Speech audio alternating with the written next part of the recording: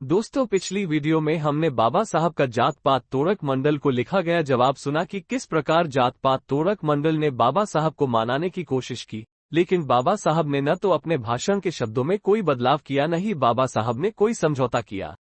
इस वीडियो में बाबा साहब का वो भाषण जो बाबा साहब जात पात तोड़क मंडल के 1936 के वार्षिक सम्मेलन के लिए तैयार किया था, लेकिन जात पात तोड़क मंडल की हठधर्मिता के कारण ये भाषण दे नहीं पाए। भाषण इस प्रकार शुरू होता है।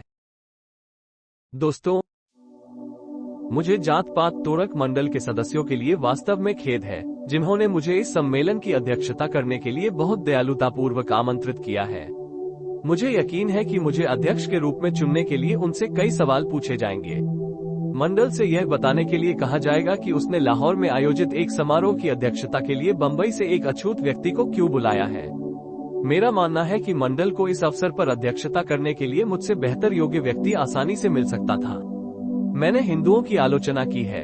मैंने उन महात्मा के प्राधिकार पर प्रश्न उठाया है जिनका वे आदर करते हैं। वे मुझसे नफरत करते हैं।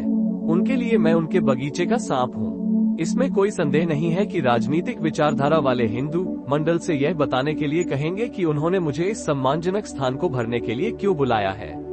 ये बहुत बड़े साहस का काम है। अगर कुछ राजनीतिक हिंदू इसे अपना अपमान माने तो मुझे आश्चर्य नहीं होगा। मेरा ये चयन निश्चय ही सामान्य धार्मिक विचारधारा वाले हिंदुओं को प्रसन्न नहीं कर सकता। मंडल से यह बताने के लिए कहा जा सकता है कि उसने अध्यक्ष के चयन में शास्त्रीय निषेधाज्ञा की अवज्ञा क्यों की है।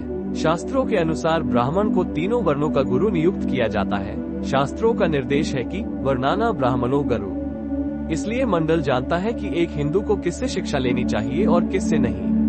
शास्त्र किसी हिंदू को केवल इसलिए किसी को अपना गुरु स्वीकार करने की अनुमति नहीं देते क्योंकि वो अच्छा ज्ञाता है। ये बात महाराष्ट्र के एक ब्राह्मण संत रामदास ने बहुत स्पष्ट कर दी है, जिन पर आरोप है कि उन्होंने शिवाजी को हिंदू राज स्थापित करने के लिए प्रेरित किया था। अपने दासबोध में मराठी पद्य में एक सामाजिक राजनीतिक धार्मिक ग्रंथ रामदास हिंदुओं को संबोधित करते हुए पूछते हैं, क्या हम एक अंत्यज को अपना गुरु स्वीकार कर सकते हैं क्योंकि वह एक पंडित यानी विद्वान है, और नकारात्मक उत्तर देते हैं। इन प्रश्नों का क्या उत्तर देना है, ये बात मुझे मंडल पर छोड़नी चाहिए। मंडल उन कारणों को भली भांति जानता है जिनकी वजह से उसे एक अध्यक्ष का चयन करने के लिए बंबई की यात्रा करनी पड़ी। एक ऐसे व्यक्ति को चुनना पड़ा जो हिंदुओं के प्रति इतना घृणित था और इतने नीचे गिर गया कि एक अंत्यज, एक अछूत को दर्शकों को संबोधित करने के लिए चुनना पड़ा। जहाँ तक मेरी बात है तो आप मुझे ये कहने की अनुमति देंगे कि मैंने अपनी इच्छा के विरुद्ध और अपने कई साथी अछूतों की इच्छा के विरुद्ध भी निमंत्रण स्वीकार कर लिया है। मैं जानता हूँ कि हिंदू मुझसे नाराज हैं। मैं जानता हूँ कि मैं उनके प्रति उदासीन नहीं हूँ। ये सब जानते हुए भी मैंने जानबूझकर खुद को उनसे दूर रखा है। मुझे अपने आप को उन पर थोपने की कोई इच्छा नहीं है। मैं अपने विचारों को अपने मंच से अभिव्यक्ति देता रहा हूँ। इससे पहले से ही दिल में काफी जलन हो रही है।